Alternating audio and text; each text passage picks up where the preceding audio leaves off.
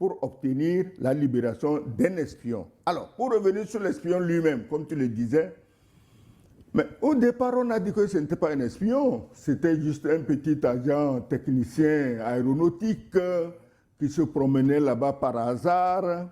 Tu te rappelles, il y a eu des cas similaires au Burkina Faso. Hein?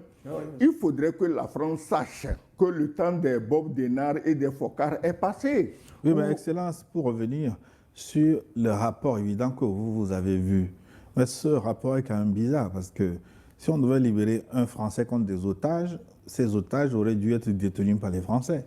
Mais comment se fait-il qu'on libère un Français et c'est le Front de libération de l'Azawad le Front de libération de libère l'Azawad des otages en contrepartie. Oui, c'est la libération de l'Azawad.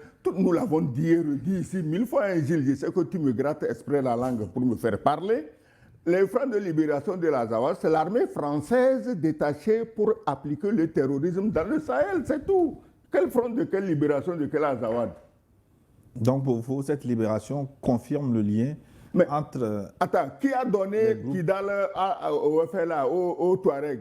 Ce n'est pas la France?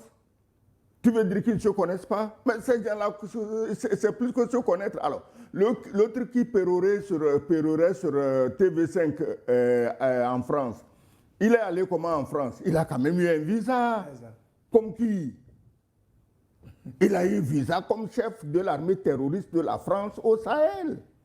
Voilà à quel titre on lui a donné le visa pour aller noyer leur désir de secret, mais il est allé plutôt dévoiler le secret. Il n'avait pas besoin de ça.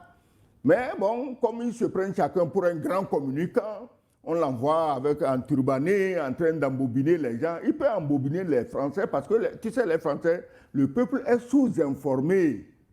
Mais ce n'est pas le cas en Afrique aujourd'hui. Aujourd'hui, même le dernier des villageois au Mali, au Burkina, au Niger est mieux informé même que des intellectuels français. Donc, il peut embobiner les Français, ce Touareg-là peut embobiner les Français, mais pas les Africains que nous sommes. On sait ce qui se passe.